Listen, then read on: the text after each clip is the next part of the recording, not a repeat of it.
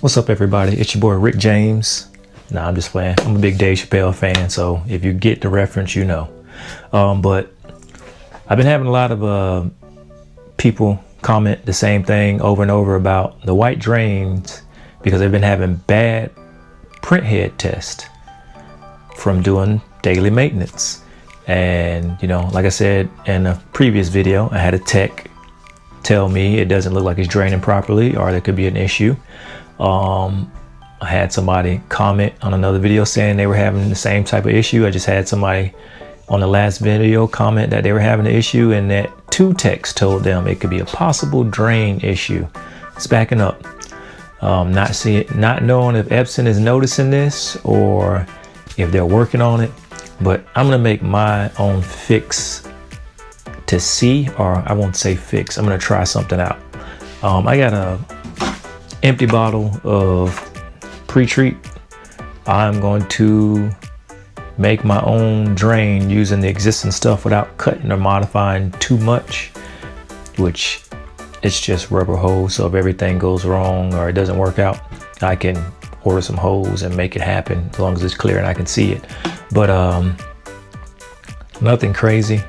I just want to do this to show people what I'm doing, not saying it's going to work for you, not saying it's going to work at all, but I got to come up with some type of solution, because if you fall out of warranty, or we fall out of warranty, or you know, you don't get the extended warranty because everything's been good and then until it's not, want to have some type of solution or offer people ways to mitigate this or slow this issue down, because it's, you know, backing up and destroying the suction cap station and the pump and everything, because it can't pump it out because it's full. So just stay with me, watch the video. I'm going to show you what I'm going to do to try and remedy this situation, because some of us are getting close to the end of warranty, because these machines are not that old, but they're not that new. Some of them are starting to come out of their 1-year warranty, and nobody wants to spend $2,600 or better on repairs for something that's this new. So I'll show you step by step the best I can on what I'm doing. Like I said, nothing crazy, but if it helps me and it might help you guys, try it out. You know, it doesn't have to be an empty bottle of pre-treat solution. It could be any bottle that, you know, kind of plastic. You know, you can buy another waste tank, you know, but I've got this. I want to try it out, and if it works, it works. You know, especially if you know your pre-treat machine, I'm not pre-treat machine, but your DTG machine is not moving around, which most of us know it ain't moving around that much. So we put the bottle back there, watch it. You know, obviously it'd be preferred to have a clear one so you can see what's going on and see how full it's getting, but I'm going to do this and monitor it and see, you know, how it drains after the fact, because I'm going to do a light cleaning, even though I don't need one, but I'm going to do one to see how it drains versus how it drained before, which I already know how it drained before. It will come out somewhat back up in the line and then kind of sit there. So if I didn't reach back there and shake it, like I said, after the tech told me that, if I didn't reach back there and shake it, it wouldn't come out. So let's see what happens. Stay tuned. All right, guys. So first thing I'm going to do before I start cutting or anything is move the DTG machine, because I want to get full access to the back of it where the drains are, so you can see what's going on. So let me just get this stuff out of the way. All right. Move this out of the way. You know, guys, you know, let me know what issues you guys are having too, because, you know, I don't mind, you know, replying in the comments and stuff, you know, if I've had the same issue and what my solution may be. And if I haven't run into an issue, I will, you know, it'll help me keep an eye on it, because, you know, we all have the same machine, but, you know, we have different conditions. You know, somebody's could be in a garage, somebody's could be in a warehouse, somebody's can be you know, in a controlled climate where everything's perfect, you know, usage every day, not usage every day, you know, turned off periodically, running on 24/7 like mine, you know, there's different variables. Oh, turn it off before you move it. So let's get this thing, I'm waiting for it to power down.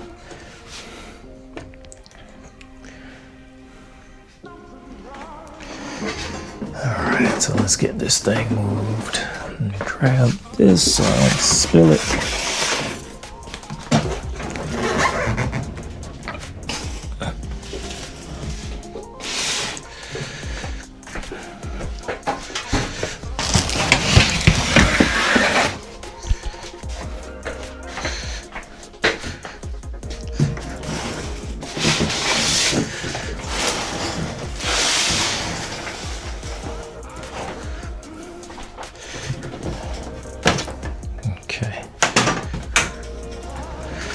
Luckily I have space, so now I've gained some access to the back.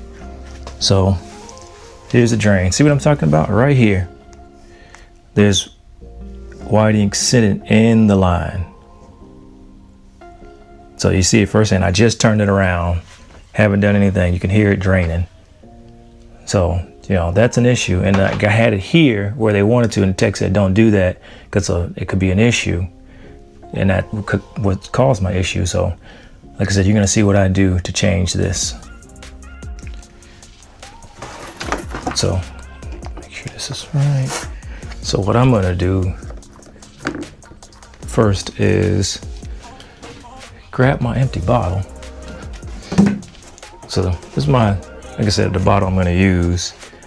I was gonna cut it so I can see in it at all times, but I'm not going to because obviously it's got an opening. So save yourself some time. If the container you have doesn't have a wide enough opening, or you just don't feel like cutting it, obviously don't cut it. So don't throw away the hose that comes with it if you have to cut it to modify it, because I, you know, cut it for length. You know, they tell you to cut it for length for pasting the waste tank, because you know, you guys could be up on something higher or lower. You know, your stand could be taller than mine. You can have it on the counter, a table, I don't know. But mine's on the stand. I had to cut it so that way the ink didn't drain into the actual ink at the bottom of the tank. So this actually works kind of perfectly, because all I have to do is pull it off and drop it right into, I'll show you. So all I have to do is pull it off there and let it drop into there. Now, if yours is up higher or you don't have that extra piece, what I would suggest is pulling it off here, capping that, and then running the hose directly down into there. So that way, you know, you have better drain. Because like I said, if you see this, it's sitting in here. This is not me making this up. I didn't do anything. You just saw me turn the printer off. So look, it's running in there. Like I said, if you look at the angle I've got right there. So all I'm gonna do is be careful with this when pulling it off, which just seems kind of tight. So I gotta be very careful. You know, be very careful. I can't tell you guys enough. These machines are expensive as it is. You don't want to damage it trying to get this off. It is pretty tight. So what I'm going to do, just be cautious.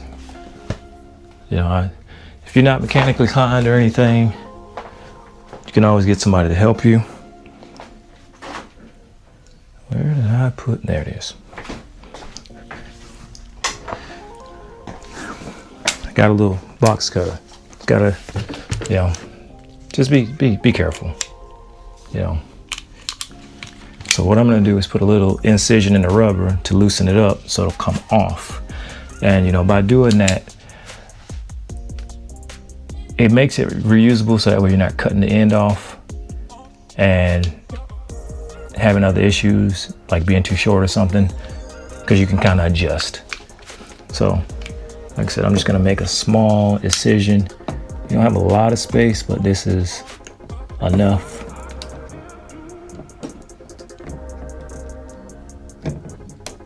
To just break the surface.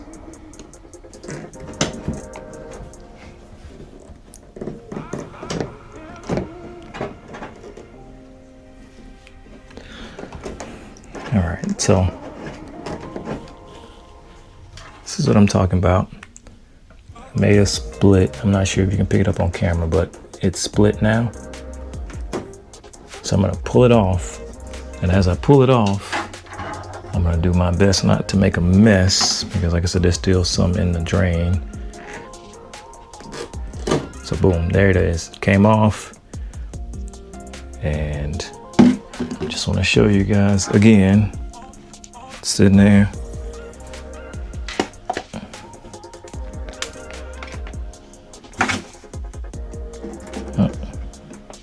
Missed a little bit, but you can see it on the back.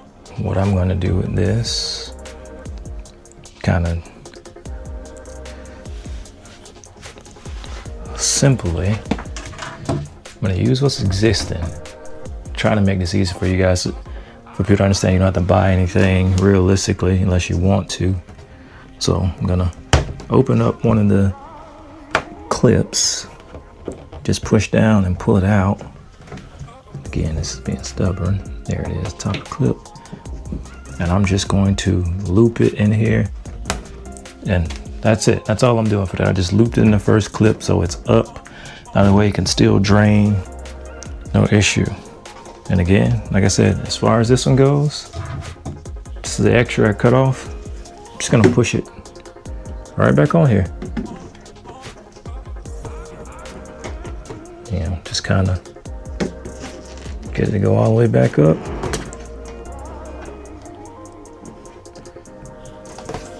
So as you see, now it's kind of going straight down. It's a little long. I'm gonna trim it. So probably trim it about right there.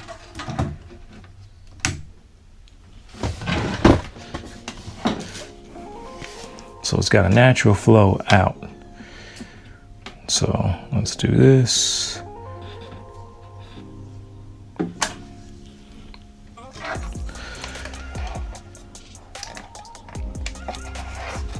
So if you can see, based off where it's sitting, I'm only gonna cut probably to about right here. So it's about 3 inches down into the bottle. It's not gonna hit anything, but it's gonna keep it from coming out. I'm not pulling anything, I'm just letting it naturally slope.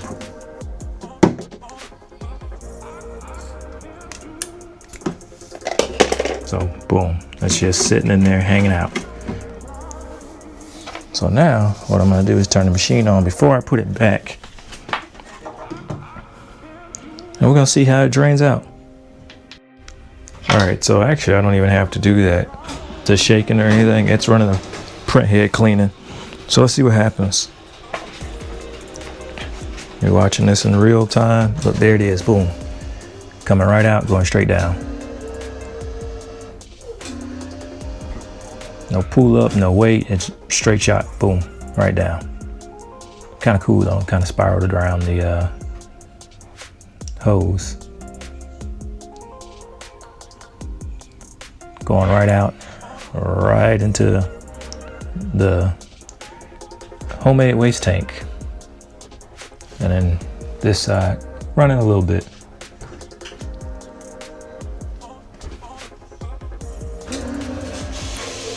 So we're gonna let this run for a little bit longer. Well, we're gonna let it complete its thing and see what happens. But right now, the way it sits, there's no possible way for it to back up because it's coming straight out, dropping straight down, boom. Look at it, it's flowing. Look at that.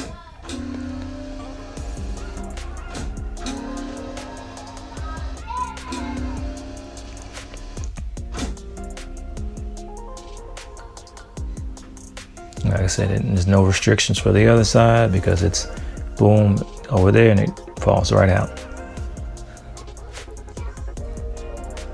Now, my biggest thing is when I move this, I gotta try not to make a mess. It is what it is. I'd rather make a little bit of mess than damage the print head or the suction cap station. Like every time it pushes out waste, it's going straight out. Yeah, it's done. But what I'm gonna do, just to back it up, I'm gonna shake my white ink.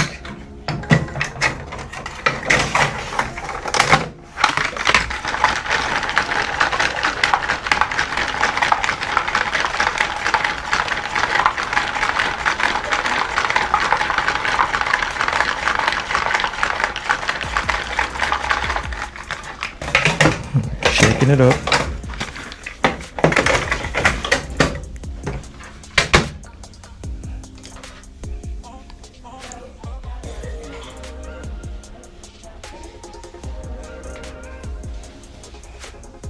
It's going, so I'm gonna run, let's just say did a print head test, it failed. I'm gonna run, actually no, I still need to run a print head test, so we're gonna run a print head test, see if it goes to, running my steps of the day. Y'all seeing this in real time, I'm not speeding it up. So, because it ran the cleaning, it's doing the print head test automatically. So like boom, we got some spots in there. Nothing crazy, but we're gonna say it failed. Let's just say, boom, it failed. And we gotta do a print head test. I mean a print head cleaner. It's all real time, people. So I'm gonna hit X. I'm gonna do a light cleaning. I'm gonna select the white nozzle. No, I'm gonna clean them all. Let's say they all clean, all nozzles.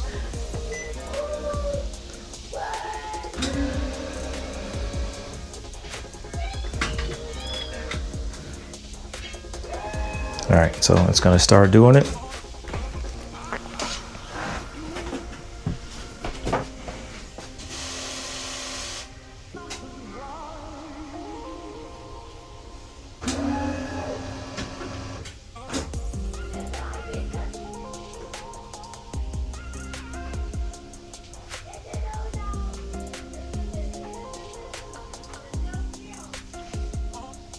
There it goes. Running the white ink.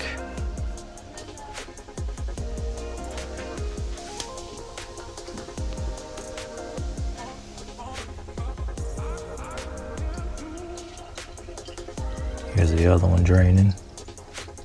I don't know if you can hear it, but it's draining. So, that's proof that both sides are working. I didn't think they needed each other to work. It's definitely working.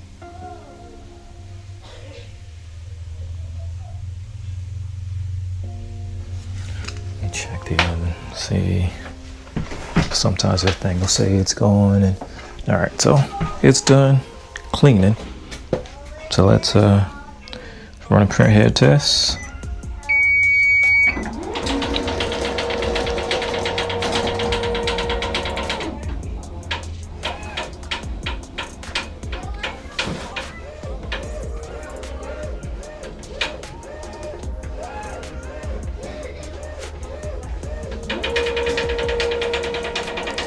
A little better, only 3 spots. I'm gonna live with that.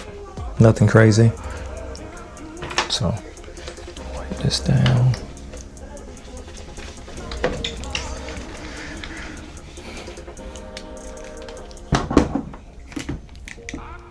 All right, so I'm not gonna show you guys me moving this back in place. You obviously know how to move your printer around if you're able to, but I hope this helps somebody else out or prevents people from having other issues.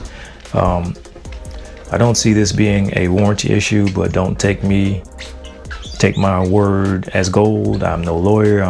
This is not legal advice. This is not warranty advice. I don't work for Epson, but I don't see it being an issue because the machine's still properly draining. If, in my personal opinion, draining better because now the ink can come out faster and exit the pump faster, so that way it's not backing up into it, because that's the biggest thing. It backs up, it's ink, it's gonna dry, get hard, make it even worse to flow out.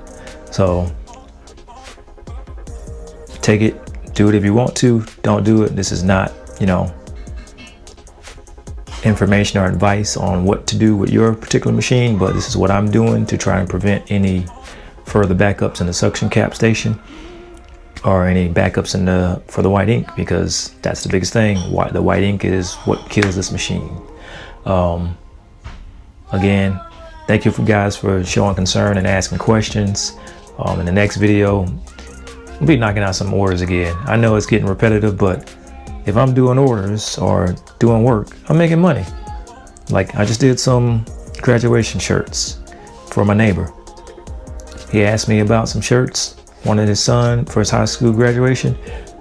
Had my wife edit some pictures together, threw it up together. Probably took me 30, 40 minutes realistically between pre-treat, prep, printing, pressing, because I'm only using one heat press, which I have another one, which my house is older.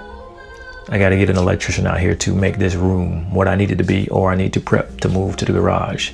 But I got other projects in my garage that occupy that space. But making quick money. So if I'm using it, I'm making money. You guys should be using them too. Reach out to your neighbors, reach out to your schools, reach out to coffee shops. It doesn't matter. Everybody needs a shirt. That person can want one shirt. That person could want 2 shirts, 3 shirts today. And in a year, they could be like, hey, I want 100 shirts from you. You've been doing good work for me. You've been taking care of me. I heard you helped out my neighbor. Whatever the case may be. Those small orders add up. You know, if it didn't, put it like this. If small orders or low quantity things didn't work, you wouldn't have a dollar store, which, you know, we know that barely exists this day and age right now, but we wouldn't have a dollar store. A dollar store wouldn't exist.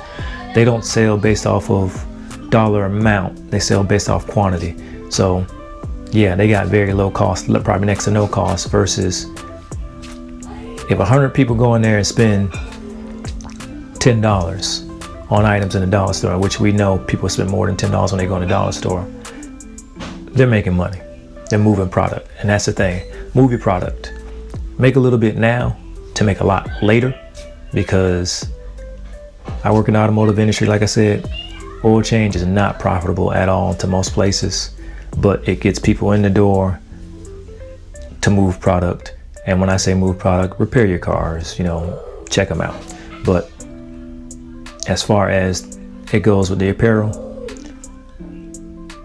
that small 2-order shirt, 1 hoodie, or whatever it may be the difference between you staying open as a business or becoming a business, opposed to me seeing your equipment on Facebook, you know, in the groups for sale, because you have no way to pay for this machine and you just got to get it out of your hair.